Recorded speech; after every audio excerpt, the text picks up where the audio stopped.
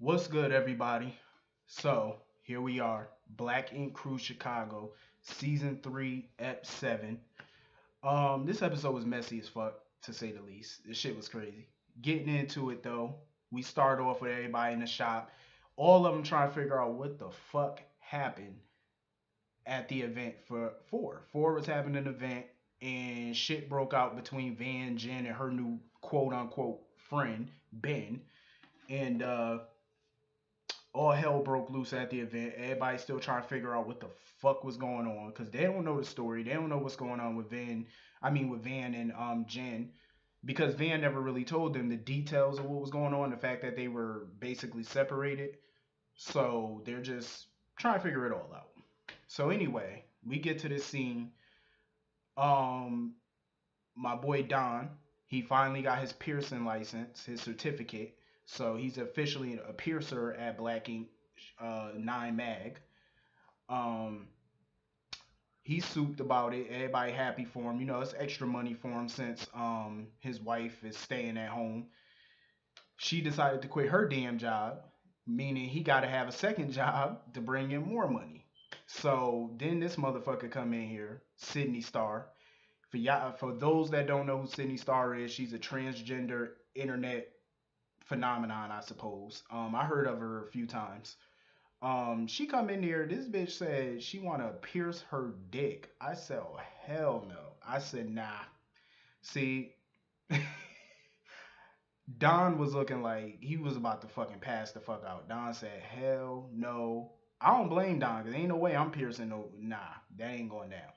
But she was joking though. She wanted to get her belly button pierced or whatever. Don was nervous as fuck because this was his first official piercing since being certified. He didn't want to fuck up. See me, I would have probably been shaking. I probably would have been trembling. Like my hands would have been. You do not want me to tattoo you, pierce you, none of that, cause that shit will not be going down. It would not. Like seriously, I would fuck you up. But he did a good job for his first time being certified. He didn't fuck it up. It was actually perfectly done. It looked professional. So, Sydney was happy about that, which is cool. My boy Don making that extra money. I ain't mad at him. Got to bring home that bacon. So now we get to this scene with Van and Jen. They meet up at a secluded location. This nigga Van gets out the fucking truck with a scarf on and some shades, looking like fucking Mary J. Blige in the I'm not gonna cry video. I said, look at this nigga. He looked like he about to break out and start singing. I should have left your ass a long time ago. That's how he looked. I said, look at I said this nigga, yo, he was giving me Mary J. Blige vibes right about now. I said this nigga Van be tripping. But I'm like, why the fuck would Jen even go to a secluded area with this nigga? Like, he got all type of anger issues. He crazy as fuck. He's liable to choke your ass right there and throw you in the harbor. Like that nigga is that loony. Like he's Van got anger issues. Like seriously. But I don't blame Jen though. I don't blame her for feeling the way she feel because they've been together 8 years, living together 7 months. She brings up marriage, and this nigga told me I need space. I said this nigga here. That goes to show and tell you that's your answer that he don't want to marry you. He said eventually I want to marry you. What the fuck is eventually? All she wanted was a timetable. Like, are we heading towards marriage next year, a year or two? Like 2 years from now. Like, give me a fucking timetable. That's all she wanted to know. And he can't do that. He just said eventually. Well, that should tell you he probably don't want to get married. He claimed he liked the way y'all relationship was. He don't even like the fact that they were living together. Van is the type of nigga, to me, he seemed like he's the type of motherfucker, why buy the cow when you basically getting the milk for free? That's basically how it is. You know what I mean? Like, she's 30 years old. She not gonna sit there and wait forever. And he told her you don't have to wait. So to prove her point, she went and got a nigga named Ben, who was at the party in last week's episode fighting with Van. Well, Van pushed him. And like I said, quote unquote friend, because Van was like, nigga, I've been with this bitch 8 years. I ain't never heard of you, never seen you before. So what fucking friend are you? I would have asked the same question. If I'm with a chick for 8 years and I never met you before, who are you? I'll be asking those same fucking questions. But like I said, I don't blame her. Cause at some point you gotta move the fuck on. Like if a motherfucker ain't trying to commit and ain't trying to be serious, like she 30. She ain't about to wait till she 50 to start having kids and I think he got a kid by somebody else though. But it's like, yeah, at some point when you 30, you gotta make moves. You know, you gotta get your life together. And that's what she trying to do. She ain't got time to wait around for this nigga. Van need to get his shit together. So now everybody in the shop, fucking Ford talking about this Janelle situation about, wanting to know that side of his father family or whatever. She talking about she the cousin or whatever. He just being real like naive about the situation. I ain't believing shit until you show me receipts, proof, DNA, some pictures of your mama and my daddy together, or you and my daddy together. You got to show me some type of information. That's all I'm saying. Some type of paperwork, pictures. Show me something that validates and gives some credibility to what you're saying. You know what I mean? I just feel like he being mad naive about the situation. Like you can't believe everybody that come up talking about they your kinfolk. I don't believe that shit. Show me receipts. I don't want to hear that shit. So, Danielle and fucking Charmaine trying to encourage him, talking about, oh, she could be, like a bright part of your life or whatever. Like y'all could become extremely close or whatever. Trying to encourage him to dig deeper into this or whatever. I understand they try and be friends and they try and be there for him, but at the same time, you should be encouraging this nigga to get some proof though. I mean, if he had proof that she was his cousin, I would say, yeah, go get to know your family. You know what I mean? But you ain't got no receipts, so I want receipts first. I want info before I believe anything come out your mouth.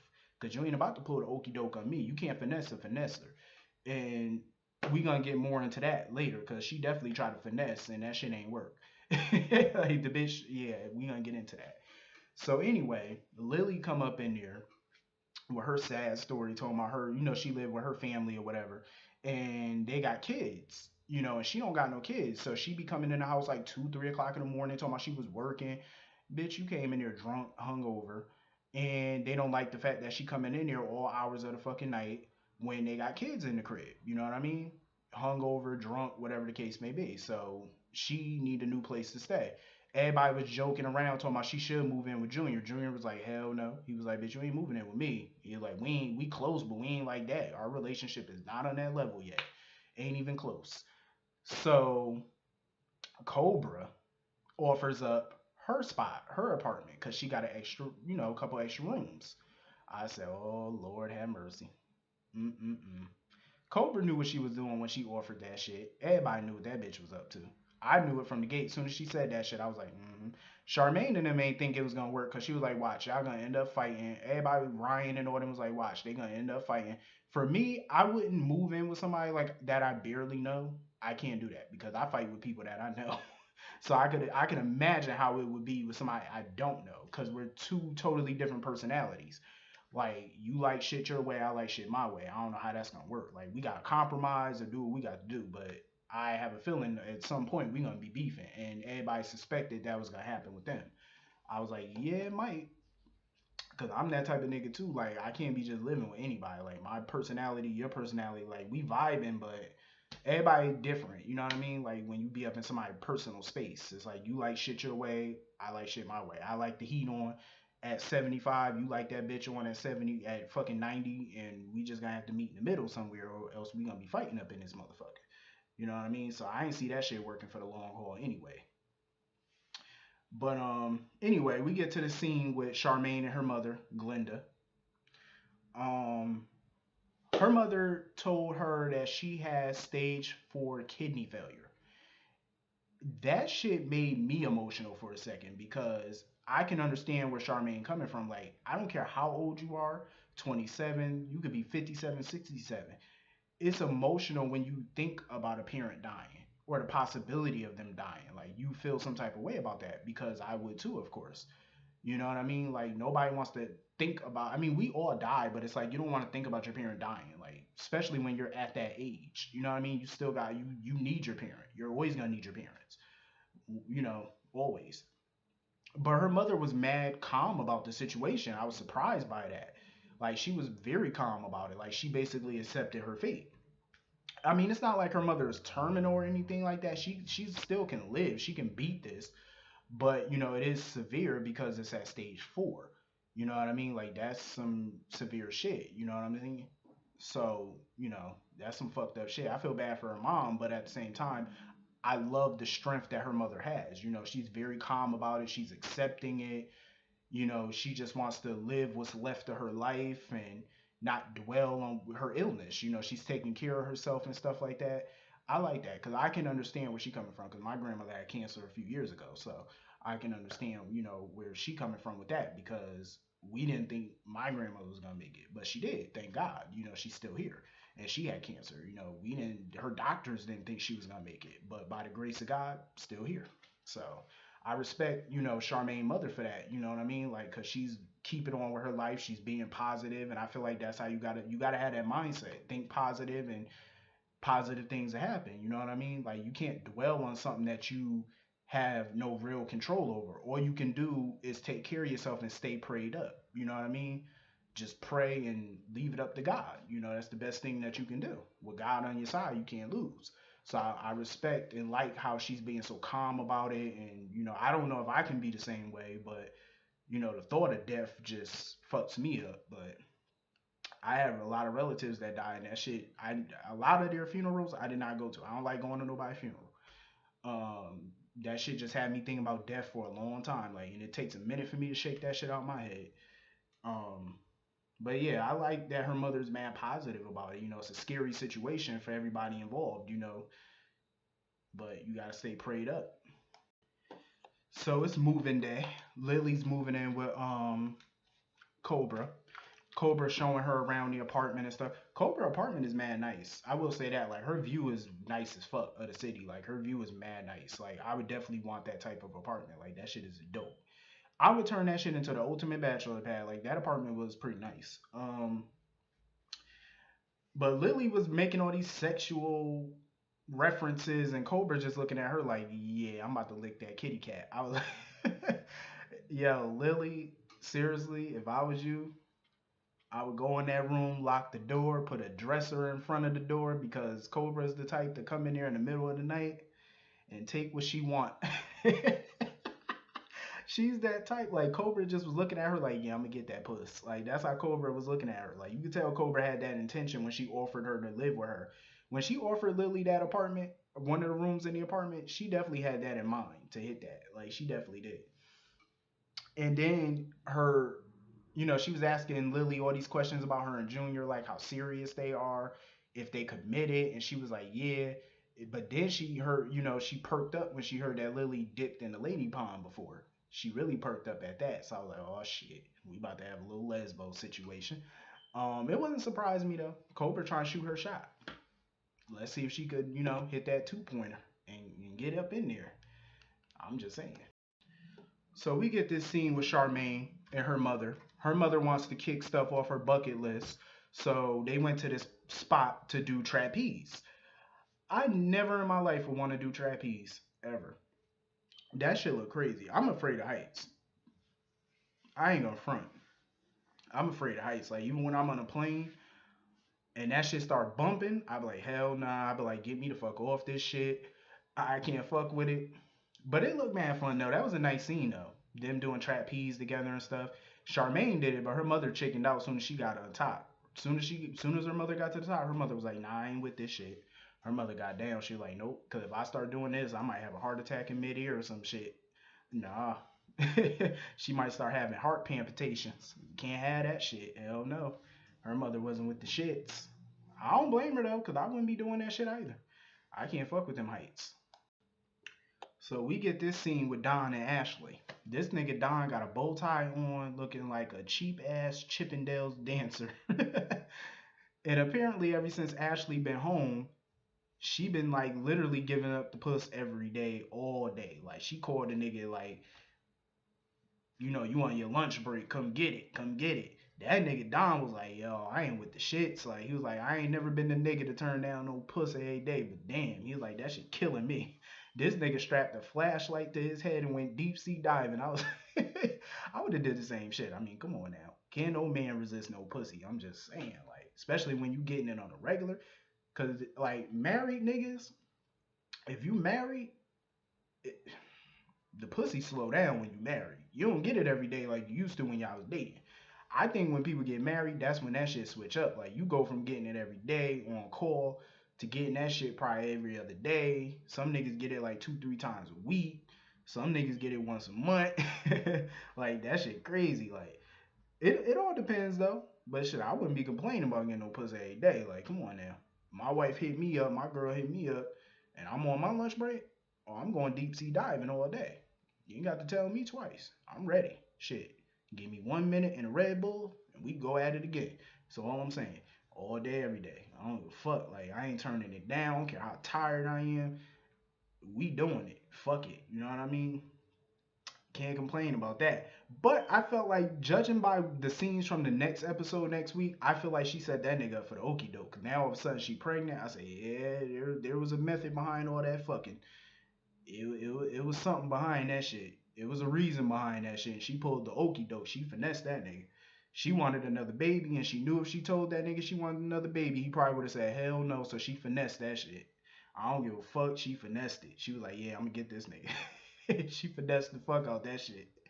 Stevie Wonder could have saw that shit coming, and that nigga got 20 kids, nigga, and he blind as a motherfucking bat. You know, just, hey,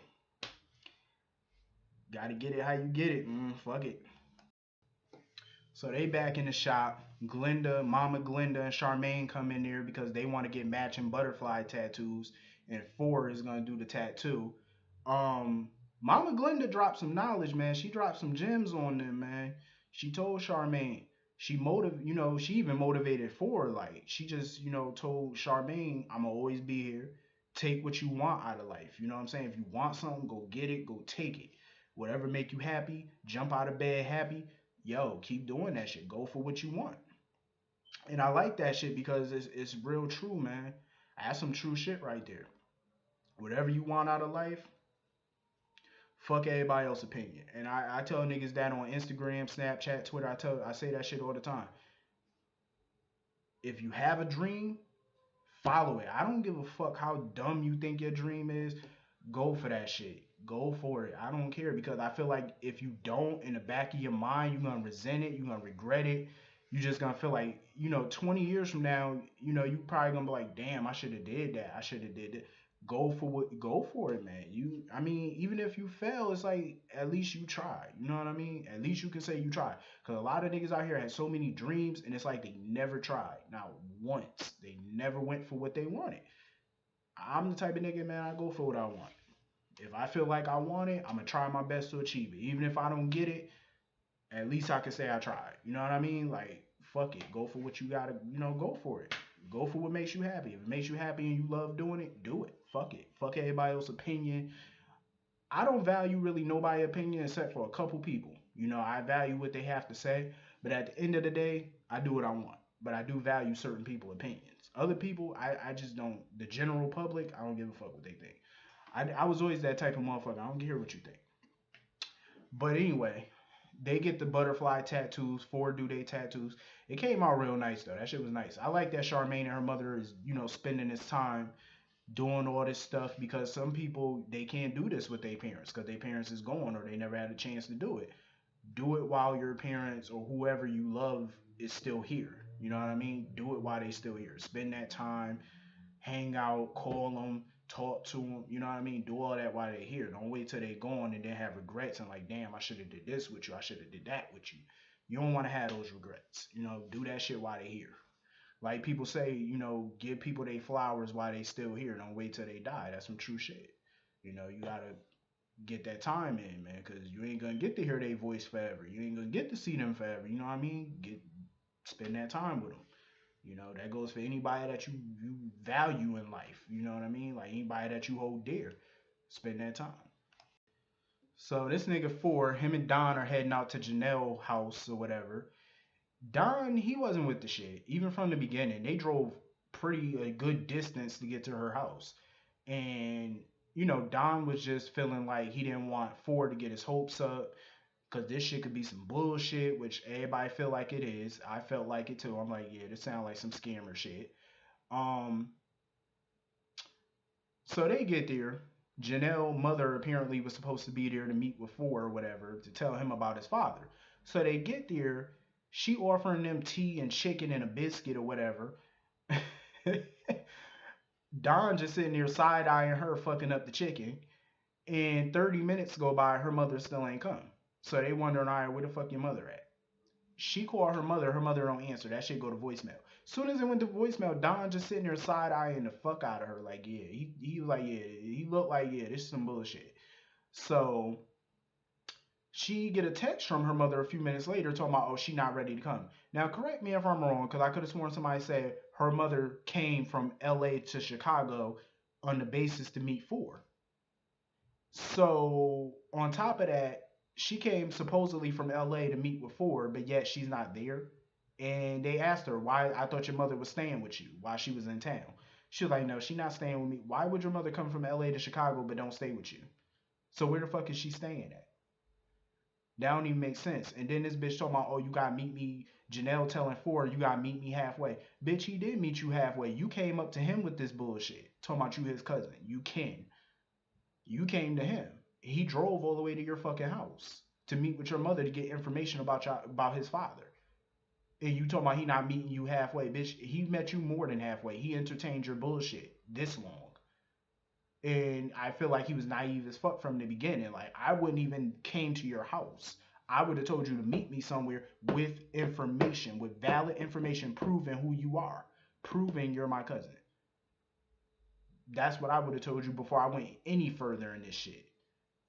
That bitch obviously was playing games. She came here for her little 5 minutes of camera time and trying to get some dick. That's what you came here for. Be real. Nikki and everybody else saw that shit. Don saw that shit. You're a groupie. You came here, you created this little creative plan of yours, and it failed. You try to finesse. You try to run game. Game over. Come on, you played yourself. Like, you try to run this little bogus ass game and you fucked up. Like, call it a day. Like, you were foul. Obviously, you're not his cousin, so stop playing them games. So Nine Mag is hosting like a charity event at the shop, making lunches, sandwiches, and stuff for kids and homeless people.